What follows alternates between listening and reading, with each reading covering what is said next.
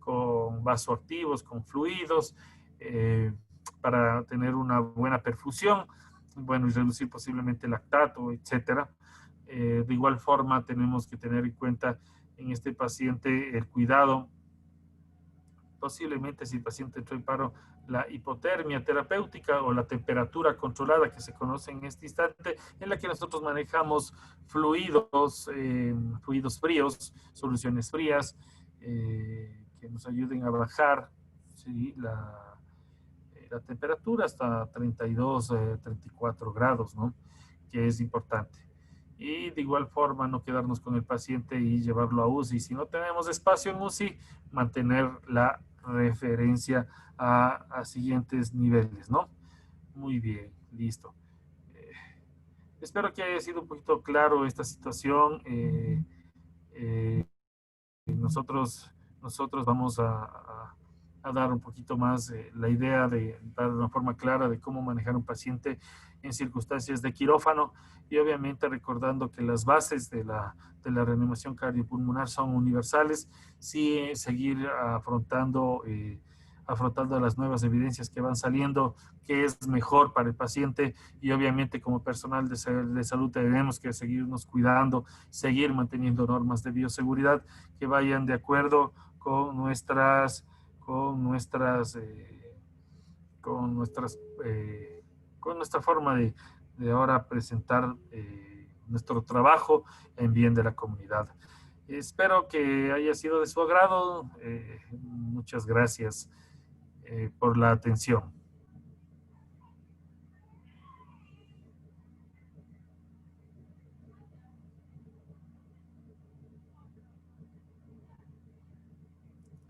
¿Existe alguna pregunta?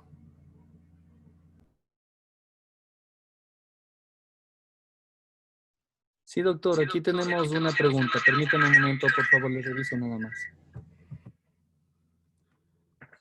Dice así, muy buena exposición, doctor. Felicitaciones. Doctor, en caso que se requiera reanimación en el ámbito extrahospitalario, ¿habría alguna recomendación que se pueda seguir? En el ámbito prehospitalario, claro que sí. Nosotros en el ámbito prehospitalario lo que tenemos que tener en cuenta es que al no conocer primero cuál es el lugar en donde ustedes se van a presentar, de igual forma considerar a todo paciente COVID, pero si llegamos a una respuesta en la que motivo de movilización de la unidad de su central sea dificultad respiratoria, no vamos a pensar en otra cosa más que no sea COVID. Entonces, la evaluación de la escena es la primera parte que se debe hacer en atención prehospitalaria. Ninguna personal de atención prehospitalaria puede realizar un abarcamiento de un paciente en esta temporada, en este tipo de pandemia, de una forma adecuada, sin su equipo de protección. Entonces, lo primero que yo voy haciendo al momento que yo llego a mi escena es poner una mascarilla al paciente que yo voy a atender y obviamente al momento de ingresar a un lugar, mantener una ventilación adecuada, tratar de ver si hay posibilidad de movilizar al paciente a la sala para tratar de no concentrar demasiado el ambiente en un cuarto donde se pueda contaminar. ¿Sí? Esa sería la primera indicación. Muchas gracias, doctor Carlitos. Tenemos otra pregunta también de parte de otro asistente. Dice, ¿cuáles son las contraindicaciones de la adrenalina? En la cuestión de adrenalina, la básica, ¿no? Ser alérgico a la adrenalina, una de las principales causas, ¿no? De ahí, consideraciones inadecuadas de adrenalina, sobre todo en lo que es soportes vitales, en RCP, en el contexto del RCP, hay muy pocas, ¿no?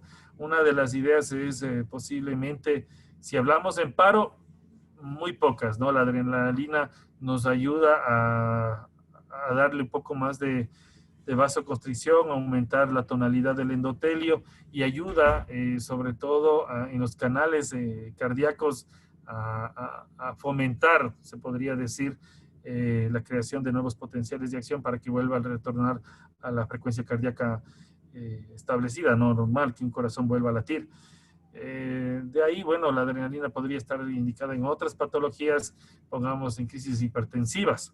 que sería una de las ideas que se me ocurre en este momento que podrían provocar una contraindicación. Pero al hablar de RCP, la adrenalina sigue siendo el gol estándar, ¿no? Obviamente ya tenemos un análisis competitivo otra vez, está volviendo la vasopresina como una segunda opción para la adrenalina, ¿no? Doctor Carlitos, otra pregunta de otro asistente. Dice, en lo que compete en pacientes embarazadas, ¿en qué trimestres es más riesgoso utilizar adrenalina? La adrenalina reduce la atonía, perdón. Ah, pero en una cuestión eso siempre preguntan en todos los lugares donde uno acude. Hay esa pregunta sobre todo, estamos hablando en el contexto de un paciente en paro, ¿no? ¿Qué es lo que yo necesito hacer a un paciente en paro que en el tema de mujer embarazada? Lo primero es salvar a la mamá. No hay otra. Si muere mamá, muere bebé. Entonces, lastimosamente, todas las drogas están contraindicadas en el embarazo, ¿no? No hay una que se pueda decir, dele a esta mujer embarazada, no existe. Entonces, la American Heart, junto con el soporte obstétrico avanzado, el ALSO, se ponen de acuerdo en algunas cosas, ¿no? Lastimosamente, en el algoritmo de reanimación en mujer embarazada, todavía se soporta la adrenalina como la mejor opción, ¿no? Como les estaba hablando, el tema de la vasopresina salió hace un par de años del algoritmo, pero está volviendo. Entonces, si tenemos vasopresina, le podemos poner vasopresina, pero la adrenalina sigue siendo el gold estándar para reanimación cardiopulmonar en mujer embarazada, ¿no? Estamos hablando en paro. Entonces, se mantiene un alto índice de confianza. Lastimosamente, tenemos que ponernos en el plano de que si no salvo a la mamá, el bebé se muere. Y, y si yo no hago reanimación con las medicaciones adecuadas, eh, voy a perder 2 vidas en vez de una.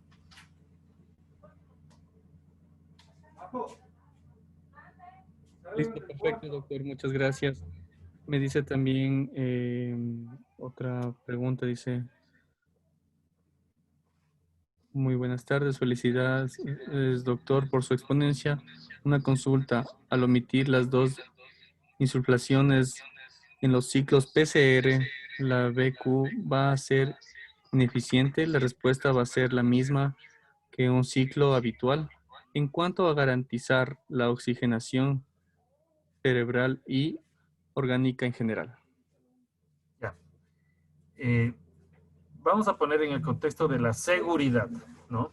Obviamente yo estoy hablando, en el momento de mi exposición hablamos de omitir las ventilaciones, ¿no?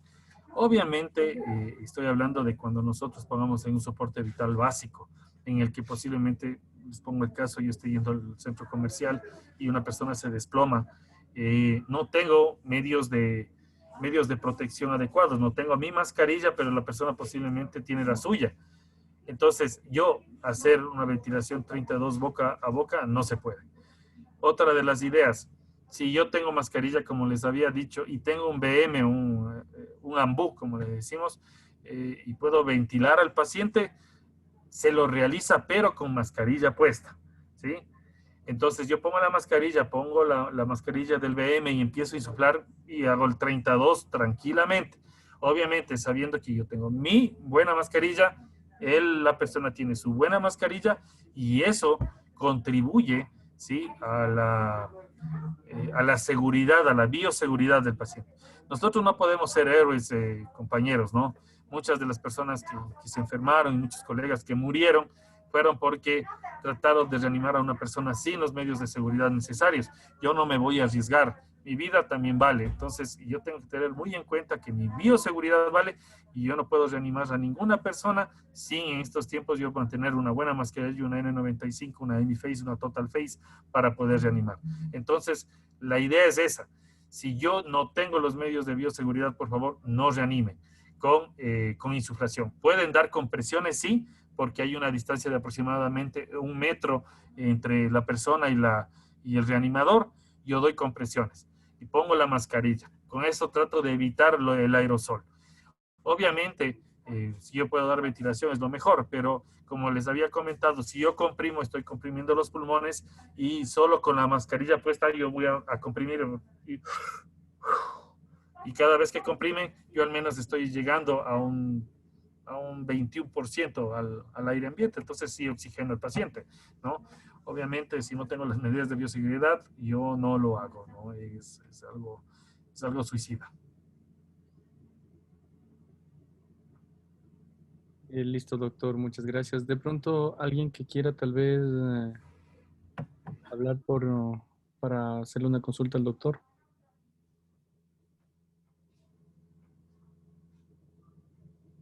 Doctor Carlitos, tenemos otra pregunta. Dice, ¿qué efectos adversos puede causar la aminorona al ser administrada? La miodarona, ya, pues, a ver, ¿qué es lo que llegamos a tener? Bueno, pues sobre todo, no tanto en paro, ¿no? Porque lo más catastrófico es eso, ¿no?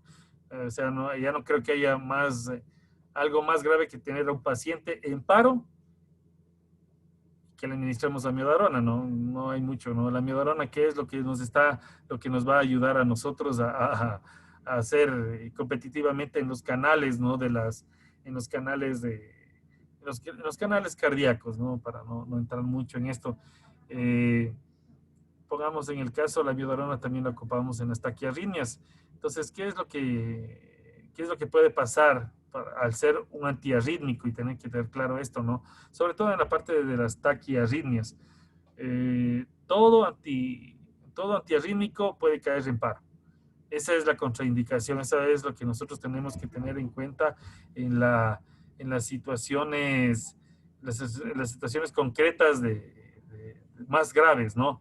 Una de las formas de efecto, ¿no? Y contraindicaciones podrían provocar más trastornos cardiovasculares, obviamente al ser un inhibidor competitivo de los canales de sodio, de potasio, trastornos electrolíticos, respiratorios, neuropatías, podría provocar al bajar un poco magnesio también las tostadas de puntas. Eh, Más o menos por ahí van, ¿no? Esas contraindicaciones. Pero la más grave de todas es que todo, como la amiodarona es un antiarrítmico, puede provocar paro cardíaco, ¿sí? Y complicar al paciente.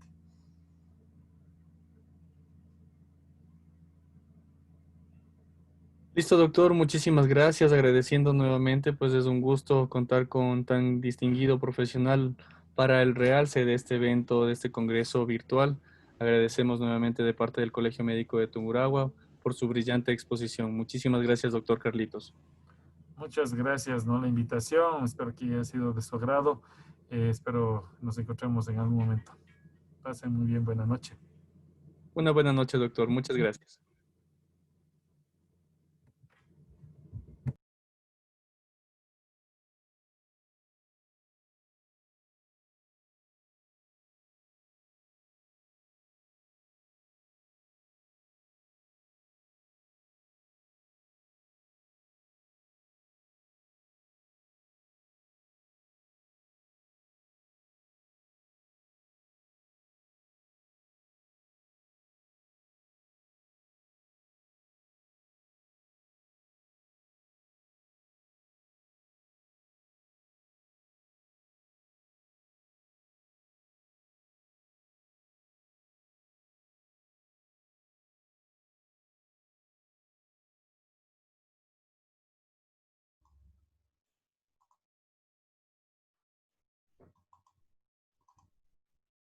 Buenas noches. ¿Cómo está, doctora? Muy buenas noches. Permítame un momento, le presento nada más. Muchas gracias. Claro que sí, gracias.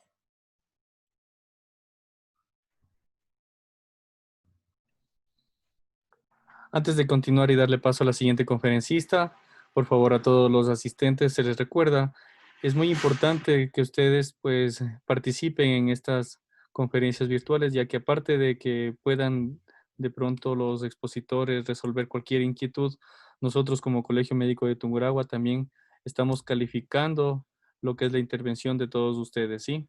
Es más que todo para poder verificar que estén conectados. Bien, a continuación tenemos el gusto de presentar a la siguiente exponente, la doctora Carolina Mesías Andrade, con el tema de técnicas quirúrgicas en el tratamiento del cáncer papilar de tiroides y los factores asociados a la presencia de recidivas tumorales.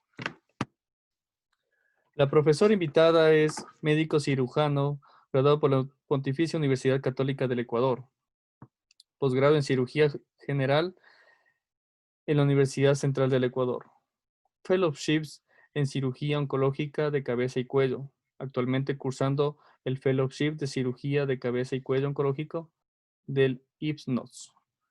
Doctora, muy buenas noches. Tiene usted la palabra. Bienvenida al Congreso Virtual. Buenas noches con todos. Es un gusto estar aquí en esta nueva forma de poder reunirnos y poder seguir aprendiendo. Sí, como me acaban de presentar, soy la doctora Carolina Mesías, soy cirujana general, graduada de la Universidad Central con un fellow en cirugía de cabeza y cuello oncológica en el Centro Médico Nacional Siglo XXI en la Ciudad de México. Les voy a compartir la pantalla.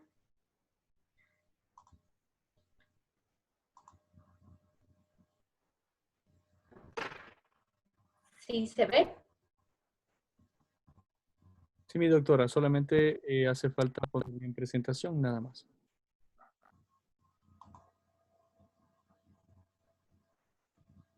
Perfecto, estamos muy bien, doctora. Listo, el tema que les voy a hablar un poquito es acerca de cáncer de tiroides, factores asociados a la recurrencia y cómo la técnica quirúrgica puede verse relacionada en cuanto a la recurrencia de un cáncer de tiroides. Para empezar un poquito, decir que el cáncer de tiroides es un tumor raro, constituye menos del 1% de las neoplasias malignas, aparece entre 2 y 20 casos por cada 100.000 habitantes al año, es más frecuente en mujeres y en mujeres está llegando a ocupar el 5º puesto de neoplasias en cuanto a sexo. Los tipos histológicos podemos clasificar al cáncer de tiroides en cáncer diferenciado, medular y anaplásico. El diferenciado, dentro del diferenciado tenemos al papilar, que es el más prevalente con 89.8%, seguido de folicular 4.5% y de células de Hurtle de 1.8%.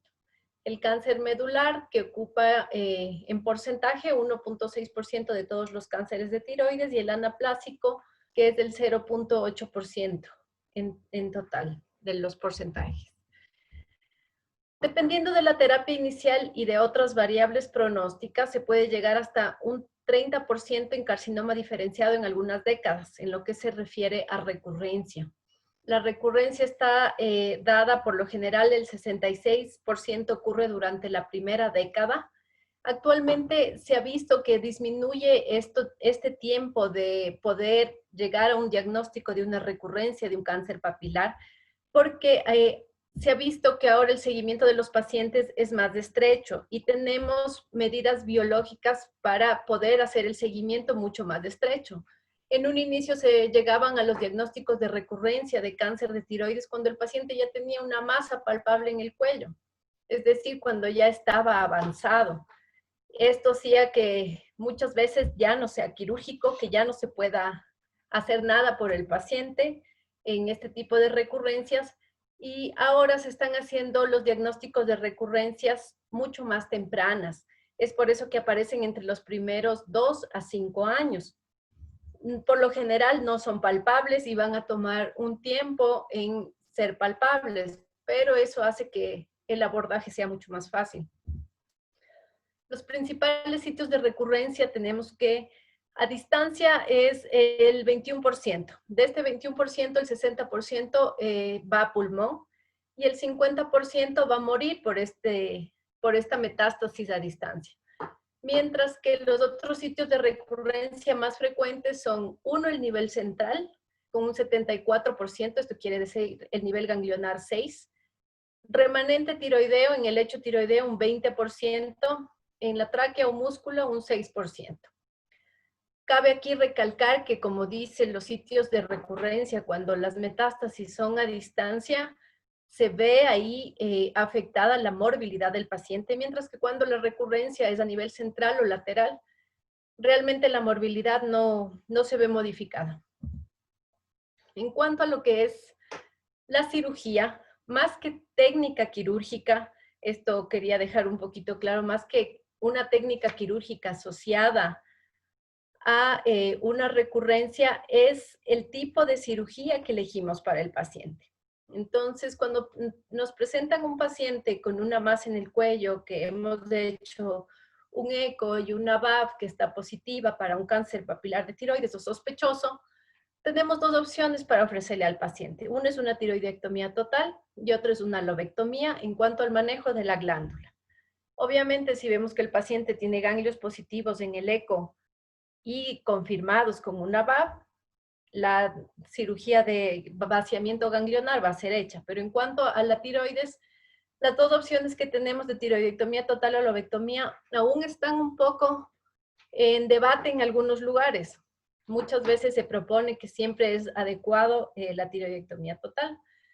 Pero ¿cuáles son las indicaciones del ATA del 2015? Una tiroidectomía total para tumores que midan más de 4 centímetros o que sean T4. Y una lobectomía se puede aceptar en pacientes que tengan nódulos que van de 1 centímetro a 4 centímetros. Sin extensión extratiroidea, esto quiere decir T1 o T2. Cuando hay extensión extratiroidea se convierte en un T3, es una contraindicación para hacer una lobectomía.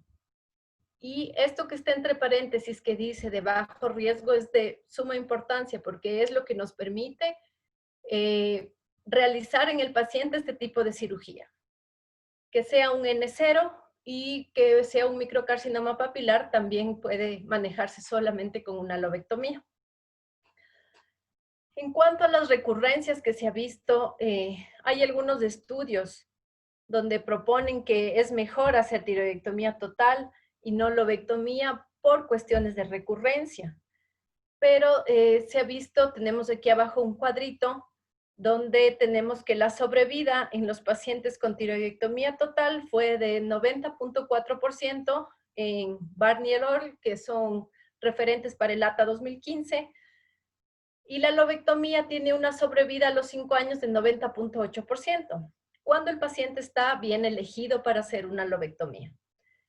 Y en otro estudio tenemos que la sobrevida a 5 años fue de 98.4% para tiroidectomía total y de 97.1% para lobectomía. Y la recurrencia se presentó en 7.7% en tiroidectomía y 9.8% en lobectomía. Hay muchos estudios que reportan que los pacientes que fueron hechos lobectomía en tumores de 2, 3 centímetros tuvieron recurrencias más tempranas en el óvulo que queda. Todos estos estudios se han vuelto a revisar y obviamente la respuesta es clara. Estos pacientes fueron mal elegidos, no fueron pacientes de bajo riesgo. Tenían algún componente que ya los cambiaba de riesgo. Los riesgos de recurrencia les voy a hablar en un ratito para que entiendan esa parte. Y eso hace que el paciente ya no sea un paciente candidato para una lobectomía. Ese paciente debió haber ido a una tiroidectomía total. Entonces, la recurrencia se ve, sí, cuando el paciente está mal elegido para una cirugía conservadora.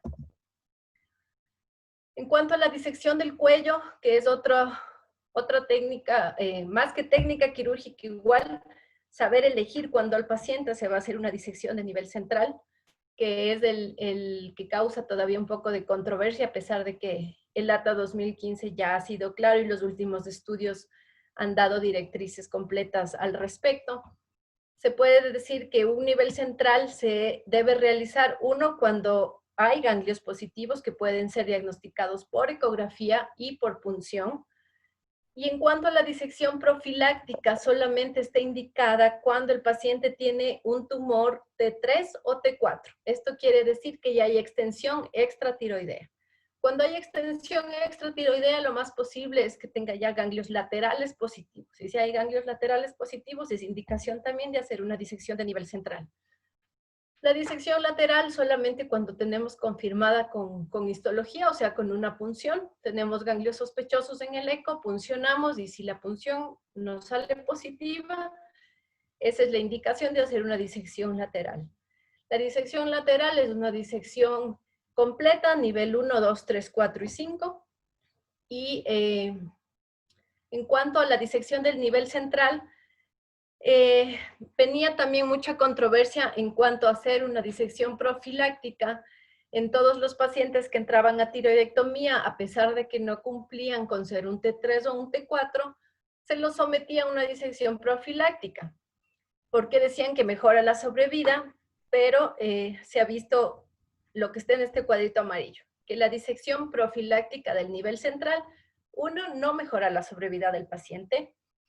2, aumenta la morbilidad, porque tener acceso al nivel central o al nivel 6 hace que haya mucha más lesión, 1, del nervio, del laringio recurrente, a pesar de que tú le viste arriba, en el momento de hacer la disección central puedes lesionarte el nervio y provocar una disfonía en el paciente, pero la lesión que más puedes provocar en el paciente es un hipoparatiroidismo, porque obviamente las glándulas paratiroides que están abajo, al momento de sacar los ganglios muchas veces se mezclan o se confunden y no se pueden ver. Entonces aumenta la morbilidad del paciente si no es necesario que sea sometido a una disección del nivel central y tú lo haces profilácticamente, por si acaso, puedes aumentar la morbilidad del paciente. Hay otro punto que habla de la tiroglobulina. Los niveles de tiroglobulina se decía que es mucho más fácil hacer el seguimiento en un paciente que está hecho una tiroidectomía total y una disección del nivel central. Porque obvio, puedes hacer el seguimiento con tiroidectomía desde el postquirúrgico, pero se ha visto que los pacientes que no son hechos una disección del nivel central, a las 6 semanas los niveles de tiroglobulina están iguales a un paciente que sí ha sido hecho. Entonces no hay ningún beneficio en cuanto a hacer un seguimiento con tiroglobulina en un paciente que se ha hecho o no una disección del nivel central. Y muchas veces la justificación que venía para hacer una disección del nivel central era que las disecciones profilácticas que se hacían en pacientes jóvenes, mujeres, con tumores T1 o T2, tenían ganglios positivos. Entonces, claro, decían, mira, hicimos la disección profiláctica y salieron positivos los ganglios. Si no lo hubiéramos hecho, no hubiéramos sabido. Entonces, ¿qué pasaba con esos pacientes? Esos pacientes, al tener ganglios positivos, subían ya, el estadio clínico del paciente cambiaba al tener un ganglio positivo y obviamente es indicación de recibir yodo. Pero estos pacientes estaban siendo como supradiagnosticados, porque las metástasis de ellos eran micrometástasis y esas micrometástasis no causan ningún tipo de recurrencia en el paciente. Ese paciente puede permanecer en vigilancia muchísimos años y no va a pasar nada. Entonces, esos eran los puntos por los que había mucha discrepancia en cuanto a una disección profiláctica del nivel central. Ahora está claro que la disección profiláctica se debe hacer solo en pacientes que tengan un T3 o un T4. Esta es la tabla de riesgo de LATA 2009, donde puedes clasificar al paciente en bajo riesgo, riesgo intermedio o riesgo alto. Entonces, dentro del bajo riesgo podemos ver que son pacientes que tienen un cáncer papilar de tiroides que no tienen ningún tipo de metástasis ni local ni a distancia, que todo el tumor fue resecado macroscópicamente, que el tumor no tuvo invasión a ninguna estructura locorregional, es decir, que no fue un T3, que el tumor no tiene una histología agresiva. Tener una histología agresiva también ya te cambia, ya sales de ser bajo riesgo a pesar de que tengas el resto de puntos, ¿no? Cuando no se ha dado yodo al paciente, cuando no hay invasión vascular, cuando el N es 0 o hay micrometástasis, como decíamos, todo esto le pone al paciente en un bajo riesgo. Esta es la tabla de LATA. Riesgo intermedio son todos los que le siguen acá y riesgo alto. Entonces, esta es una de las tablas que permite estratificar a los pacientes para decir si el paciente tiene un riesgo bajo, moderado o alto de hacer una recurrencia locorregional o a distancia. El ATA maneja esta tabla y muchas escuelas la manejan para tomar las decisiones en cuanto, uno, a decisión quirúrgica del paciente, y cuando el paciente ya es operado y tienes el resultado de patología en tus manos, puedes clasificar al paciente para ver si va a recibir o no yodo de acuerdo a esta estratificación de este sistema también. Ahora, no tenemos solo este sistema. Hay otros parámetros y otros sistemas de clasificación de riesgo que se pueden usar de igual manera o incluso sumar. Por ejemplo, tenemos el de Ames o AGES, donde divide a los pacientes en riesgo bajo y riesgo alto, no hay riesgo intermedio aquí. Aquí entra, a diferencia de en el ATA, la edad y el sexo. Entonces vemos que la edad menor de 40 años o mayor de 40 años le ponen riesgo bajo o alto al paciente. Ser mujer siempre es un riesgo más bajo que ser hombre. Los hombres, a pesar de tener menos cantidad de cáncer de tiroides con respecto a las mujeres, siempre es mucho más agresivo en los varones y la recurrencia se ha visto más en varones. Entonces sí es un factor de riesgo. La extensión, como vemos, es igual que en el ATA, tratar de ver si hay extensión extratiroidea o no. Eso lo hace de riesgo alto o bajo. Si hay metástasis a distancia y el tamaño tumoral y el grado de diferenciación. Tenemos otro tipo de estratificaciones, el AGES, que es el que vimos, que mide edad, grado, extensión, tumor. Tenemos el AMES, tenemos el MEISIS, tenemos el DAMES, tenemos el GAMES. Todas estas son diferentes formas de estratificar a un paciente en diferentes riesgos, cada una creada por las diferentes clínicas que hay y cada una maneja de mejor manera la que, pero siempre el ATA va a ser la de referencia para todos.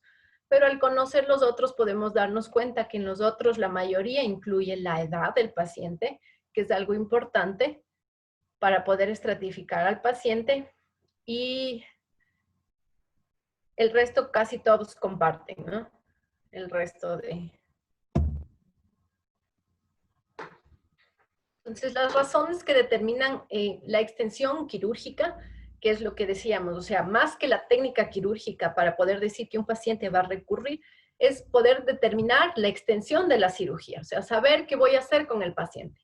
Se basa entonces en el comportamiento biológico de la neoplasia y el tiempo requerido para evaluar y dependiendo también de la mortalidad del procedimiento. Entonces, el conocimiento del comportamiento biológico se ha logrado por el análisis de diversos factores que están relacionados con las características tanto del paciente como del tumor, como vimos en las tablas. O sea, hay características del paciente, características del tumor, que son factores pronósticos para que el paciente recurra o muera. Estas tablas que yo les presenté son para recurrencia del paciente, ¿sí? Los riesgos bajo, medio, intermedio es para recurrencia del paciente. El TNM es lo que nos da, en cambio, el índice de mortalidad del paciente dependiendo del estadio clínico. En términos generales, dichos indicadores pronósticos van a tomar en cuenta edad, sexo, el tamaño del tumor, la extensión extracapsular o a tejidos no tiroideos, metástasis a distancia, o algunos otros pueden incluir metástasis regionales y si se logró realizar la resección completa de la lesión. La afectación de los ganglios linfáticos laterales del cuello también es un factor pronóstico de recurrencia y creo que el más importante incluso. Y otros factores han encontrado que no solo la localización, sino también el número y el tamaño de ganglios linfáticos, la presencia de la extensión extraganglionar y el tamaño del foco tumoral son factores pronósticos que también influyen en la recurrencia. Se han hecho algunos estudios para ver cuáles son los factores principales que están asociados tanto a recurrencia como a metástasis laterales. Entonces, el principal es la extensión extratiroidea. Que el tumor salga de la tiroides y invada ya estructuras vecinas como grasa o tejido muscular, hace que tenga mucho más riesgo de hacer metástasis ganglionares, más que de recurrencia. Pero un paciente que tiene ya metástasis ganglionares en el momento que nosotros hacemos la tiroidectomía, es un paciente que tiene mucho más riesgo de hacer recurrencia. Es importante conocer esta parte porque si sabemos que el paciente tiene una extensión extratiroidea, que nosotros la podemos ver durante la cirugía, y decidimos hacer la disección del nivel central, a pesar de que el eco previo no nos haya reportado ganglios laterales sospechosos, sabemos que ese paciente tiene mucho riesgo de hacer una metástasis lateral. Entonces sabemos que a ese paciente el seguimiento tiene que ser mucho más estrecho y mucho tiene que ver también la parte de los factores biológicos que ahora tomamos en cuenta para hacer el seguimiento de los pacientes, como son la tiroglobulina, anticuerpos de antitiroglobulina. Hay que saber cuándo y cómo pedirlos, en qué momento, y la palpación y el eco siempre es importante en este tipo de pacientes. Entonces, con respecto a esto, les voy a presentar dos estudios que son llamativos y que les pueden dar una idea de cómo se van haciendo los estudios para poder saber qué factores predictores tenemos para que el paciente haga una recurrencia o una metástasis lateral. Este es un estudio que se hizo en el 2006 en la revista de tiroides. Está basado en recurrencia y metástasis de un microcarcinoma. Un microcarcinoma de tiroides son los tumores que miden menos de 1 centímetro. Entonces, dentro de los métodos tenemos que, aquí se eligieron 273 pacientes que fueron diagnosticados de un carcinoma, microcarcinoma de tiroides, papilar de tiroides. Estos son todos los aspectos de características del paciente que se llevaron a cabo durante el estudio. Entonces se tomó en cuenta la edad, el sexo, la raza, el tamaño del tumor. Ahí está, podemos ver, aquí le dividieron en menos de 5 milímetros y más de 5 milímetros. Tenemos la multifocalidad, que es otro factor que nos permite decidir entre hacer una tiroidectomía total o una hemitiroidectomía. La extensión extratiroidea, los márgenes, clínicamente si era sospechoso o no, y cómo estaban los ganglios en el momento de hacer la cirugía. Este es el análisis multivariable que se hizo. Entonces aquí tenemos qué pacientes hicieron metástasis a nivel central y qué pacientes hicieron metástasis a nivel lateral. Y cuál no hizo ningún tipo de metástasis. Entonces podemos ver que sobresale la edad del paciente. Podemos ver que la multifocalidad también es un factor importante para hacer metástasis a nivel central. La extensión extratiroidea es la que, como les dije, es la más importante dentro de metástasis tanto a nivel central como a nivel lateral. Los márgenes positivos en general no hubo mayor variación. Hay muchos estudios que dicen que unos márgenes positivos microscópicos a nivel del lecho tiroideo no tienen ningún peso para que el paciente pueda hacer recurrencia. Hay estudios que dicen que cuando es mínima los márgenes positivos no tienen peso en esto de la recurrencia. Y claro, podemos decir eso porque todos los pacientes que tienen un residuo tumoral menor de 1 centímetro va a ser efecto el yodo en esos. Cuando son más de 1 centímetro es cuando tenemos un poco de problemas, ¿no? Entonces aquí tenemos, dentro de los 273 pacientes, podemos ver que solo hubieron 6 pacientes que hicieron recurrencia del microcarcinoma papilar, que es rarísimo que haya, ¿no? Un microcarcinoma, como es tan pequeño, pensamos que siempre está intratiroideo, pero no siempre el tamaño del tumor, no siempre el T del tumor, o sea, el tamaño puede ser 1 centímetro, pero puede estar en el borde y ya siendo una extensión extratiroidea, y el tamaño ya deja de ser importante y lo que viene a tomar más peso es el T. Entonces, un T3 que haya una extensión extratiroidea, a pesar de que mida menos de 1 centímetro, es lo que hace peso en esto. Entonces, de estos 6 pacientes, 5 fueron sometidos a tiroidectomía total y recibieron yodo. Y solo 1 fue sometido a tiroidectomía total. Se hizo el seguimiento y el tiempo aproximado de recurrencia de estos pacientes fue 12 meses. Y el sitio donde se produjo la recurrencia fueron ganglios laterales. La conclusión de este estudio fue que el microcarcinoma papilar puede hacer metástasis a ganglios linfáticos centrales o laterales y pueden aumentar el riesgo de recurrencia y quizá disminuya la supervivencia del paciente.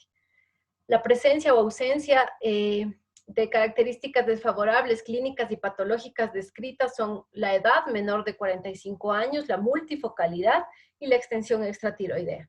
Y puede ayudar a tomar decisiones para el tratamiento y para el seguimiento. Entonces, a pesar de que sea un microcarcinoma papilar, si hay una extensión extratiroidea o si es multifocal, ya no es un paciente candidato para ofrecerle una hemitiroidectomía. Ese paciente tiene que ir a tiroidectomía total a pesar de que sea un microcarcinoma papilar de tiroides.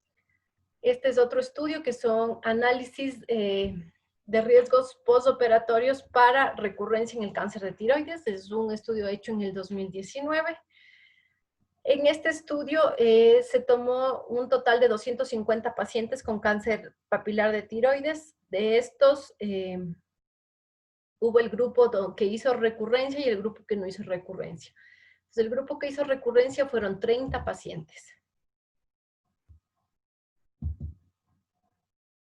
Estas son las características de la población que se tomó en cuenta. Es muy parecido al otro. Tomamos en cuenta siempre el género, la edad, menor de 45, mayor de 45 años. En este caso tomaron en cuenta el índice de masa corporal. Tomaron en cuenta el diámetro del tumor y lo pusieron en menos de 1 centímetro, de 1 a 4 y más de 4 centímetros. Si había metástasis a los ganglios en el momento de hacer la cirugía o no, si hubo metástasis a distancia y el estadio clínico.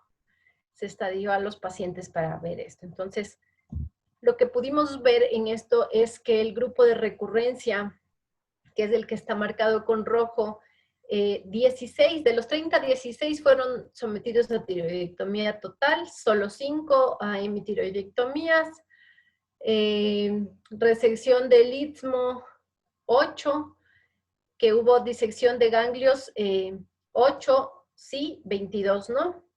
En el grupo de recurrencia, en cuanto al tratamiento postquirúrgico, 5 recibieron yodo, 25 no recibieron yodo. En cuanto a la histología, la mayoría fueron papilar, seguido de indiferenciado, seguido de folicular y por último el medular.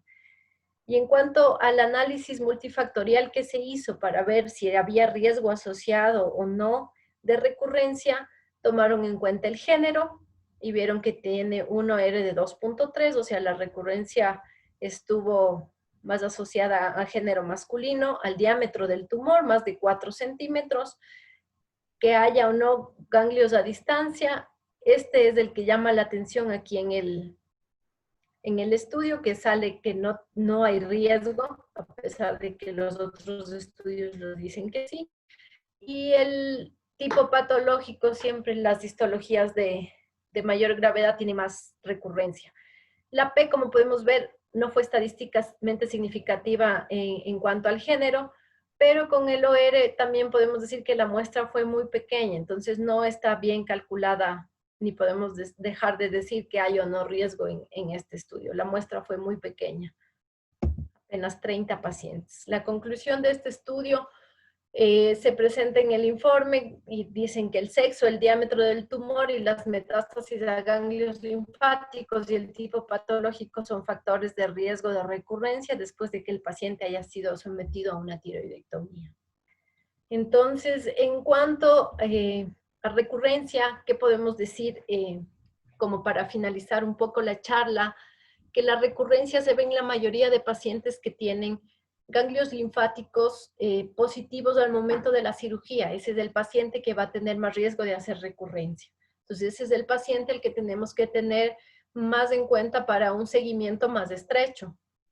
La relación de la recurrencia y la cirugía, que era el tema, como podemos ver, o sea, técnicamente, o sea, no hay un factor asociado a recurrencia en cuanto a técnica quirúrgica. Depende más del abordaje que de la técnica propiamente dicha. Entonces, tenemos que saber cuándo hacer una tiroidectomía, poder decidir exactamente si el paciente es candidato a tiroidectomía total, a hemitiroidectomía, a disección del nivel central. Y obviamente si el paciente es candidato a hacer una disección lateral, tiene que estar en manos de un cirujano preparado para poder hacer una disección lateral completa. Porque muchas veces la recurrencia lateral vuelve en esos mismos ganglios que quedaron, que no se sacaron completos, y es el sitio de recurrencia en ese mismo lugar. Entonces podemos ver que está asociado la edad, la multifocalidad, la extensión extratiroidea y el tamaño tumoral. Son los factores que más influyen en que el paciente haga o no una recurrencia tumoral. Eso sería todo. No sé si tienen alguna pregunta.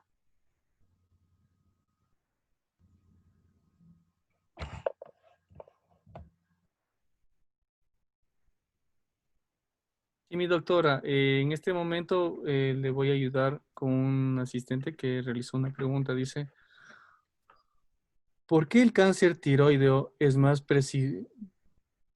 predisponente en los hombres que en las mujeres? No, es al revés. Es más predisponente en las mujeres. Las mujeres tienen más riesgo de desarrollar cáncer de tiroides que los hombres. A pesar de eso, las mujeres tienen un mejor pronóstico. Tal vez algún otro asistente que desee realizar alguna pregunta o que pida por favor para dar la palabra. Permítame, doctora, un asistente va a hablar con usted, le va a realizar una pregunta. Claro.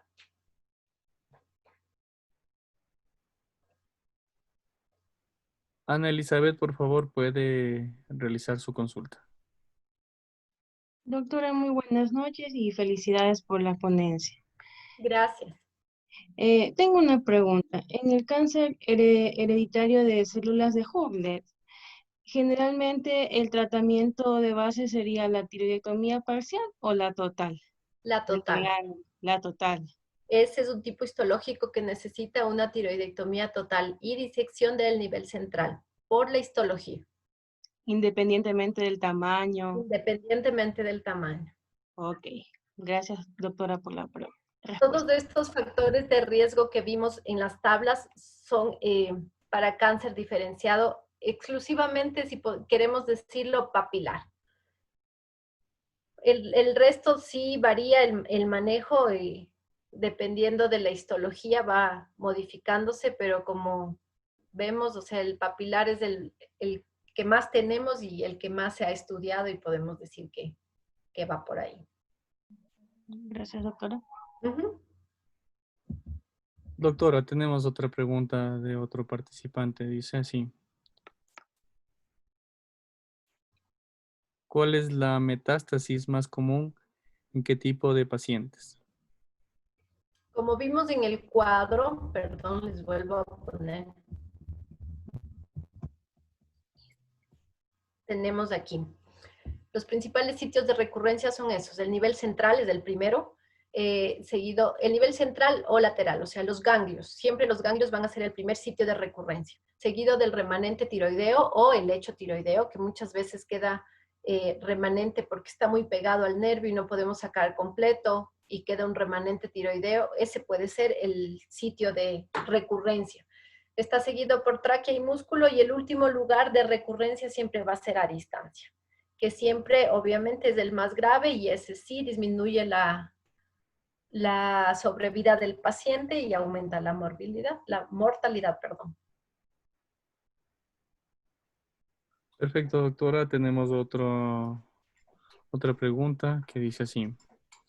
Muy buenas noches, doctora. Primero, felicitándole por su exposición.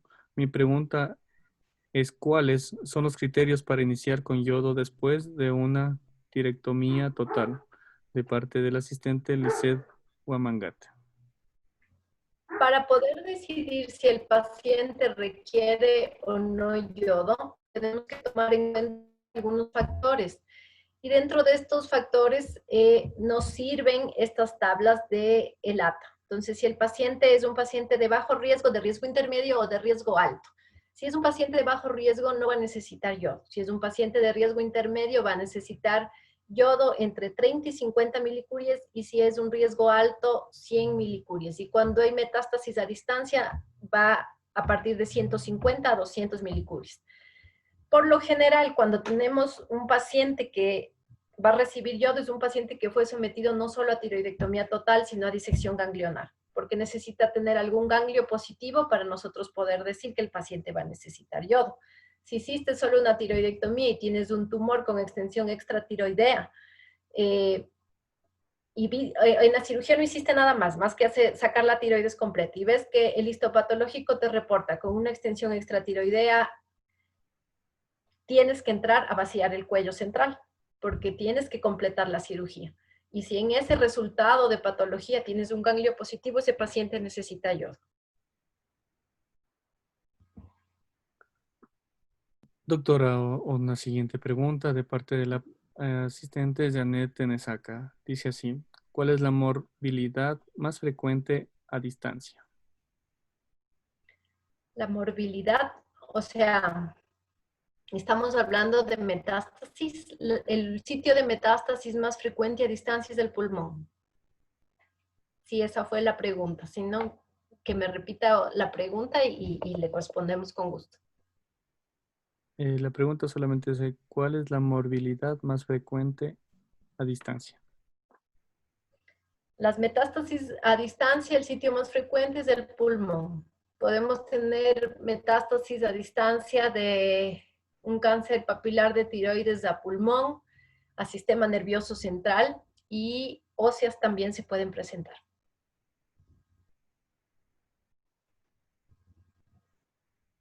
Perfecto, doctora. Tenemos también otra pregunta. Permítame, por favor.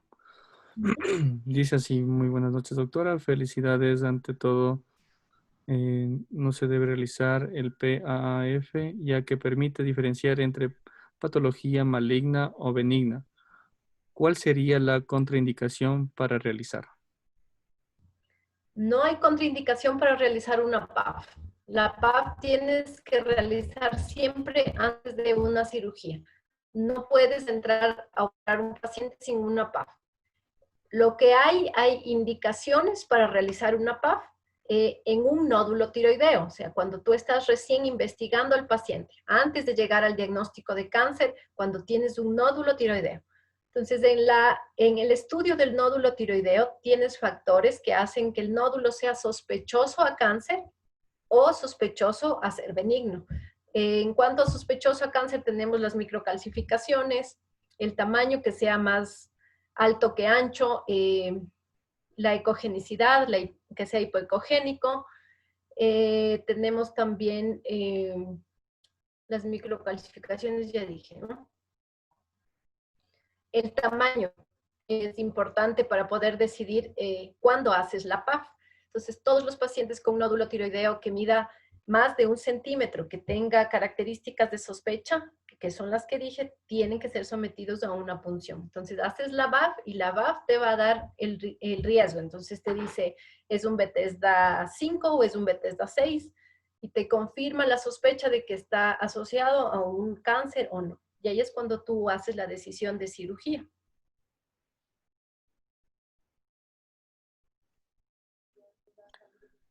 Muchas gracias, doctora. Y otra pregunta de otro participante. Dice, doctora, felicitándole por su presentación. Mi pregunta es la siguiente.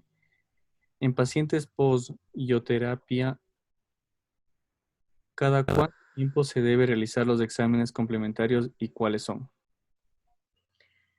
Depende del riesgo del paciente. O sea, si fue un paciente que tuvo un riesgo intermedio o tuvo un riesgo alto. Pero por lo general el seguimiento del paciente con un cáncer de tiroides se hace los 2 primeros años cada 3 meses y después de los 2 años se pasa a cada 6 meses.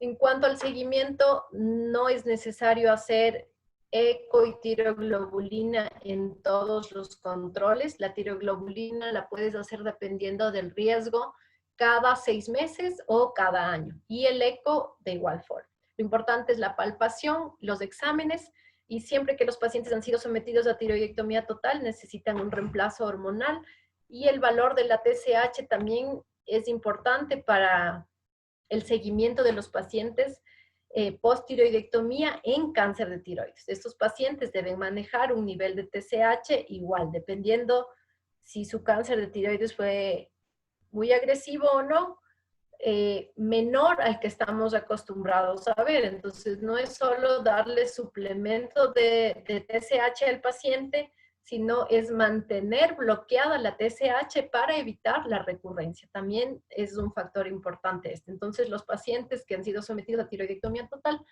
por lo general deben manejar un valor de TSH menor de 0.05.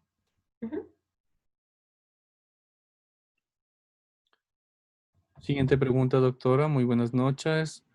¿Por qué a pesar de que el cáncer mida menos de 3 centímetros, cómo explico si registra recurrencia?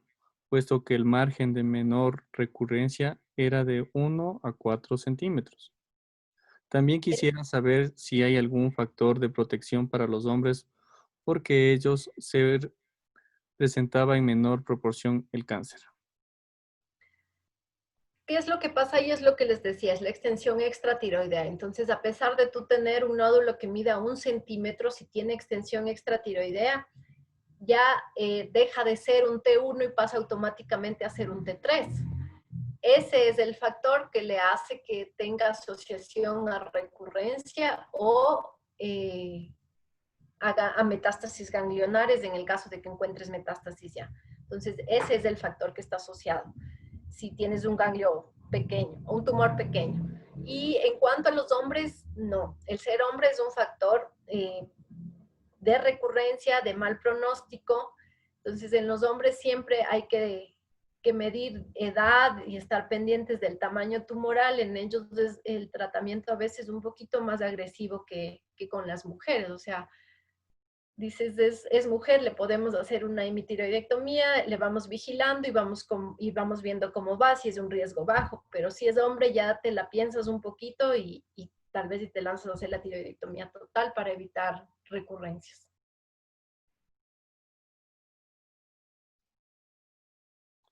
De pronto alguien tal vez desea que le habilite el micrófono para que pueda hacer alguna consulta por voz.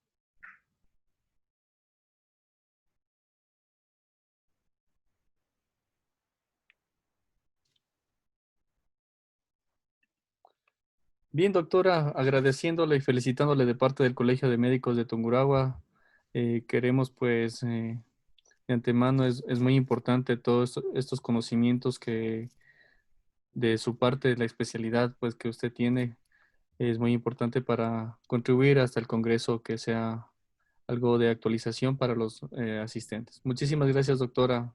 Les agradezco por la invitación, espero que haya sido un tema un poquito de interés, siempre es difícil. Tiroides no es tan básico, tiene muchas cosas el cáncer de tiroides.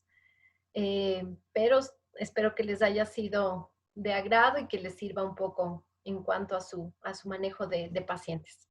Doctora, qué pena con usted, nos acaban de alzar la mano un asistente. Claro que sí. ¿Me permite? Por favor, Luis Oscar, puede realizar su consulta. Tiene la palabra. Sí, buenas noches, doctora. Felicitaciones por su exposición muy Gracias. completa. Solo una preguntita, en los, ¿cuál es el porcentaje quizá de los casos sea de tiroides causados por rayos X por ejemplo, en altas exposiciones, por ejemplo, en personal médico, quizá tenga algún dato? Gracias. En realidad, el cáncer que está asociado a radiación es el cáncer folicular y se ve más en los niños. Y incluso niños que han sido, estamos hablando de dosis altísimas de radiación, ¿no? No es que si estuve en quirófano y hicieron una toma, ya me va a dar cáncer. No, necesitas una dosis alta de radiación, haber estado expuesto a una dosis alta de radiación. Y está más asociado, como le dije, al cáncer folicular y al anaplásico. Por lo general, los pacientes jóvenes que tuvieron exposiciones altas a radiación, esto quiere decir pacientes que tuvieron algún tipo de linfoma, niños que fueron tratados con dosis altas de radiación por estos casos, por lo general ellos pueden hacer un tipo de cáncer de tiroides anaplásico con muy mal pronóstico. Entonces está más asociado a dosis altas de radiación y por lo general cuando es en edad temprana, ¿no? O sea, en niños. Ok, gracias, doctor. O sea, no se han registrado casos en personas adultas Adultas, de cáncer no, oncológico. es muy raro. Es que, como te digo, es muy raro. O sea, al menos que he visto pacientes, por ejemplo, con cáncer de cabeza y cuello de otras zonas que tuvieron dosis altas de radiación y esos pacientes empiezan a tener primero alteraciones de la función tiroidea. Lo primero que se ven en esos pacientes son hipotiroidismo. Empiezan a tener hipotiroidismo porque fueron sometidos a radiación, no sé, por cáncer de mandíbula, de encía, de lengua. Entonces, obvio, la zona de radiación de este paciente va a ser toda la zona de la cabeza y el cuello. Esos pacientes empiezan a hacer alteraciones de la función tiroidea. Pero que se haya, o sea, sí hay casos registrados, pero no es tan común. Es más común cuando de niño fuiste expuesto a dosis altas de radiación. Ok, gracias, doctor. Uh-huh.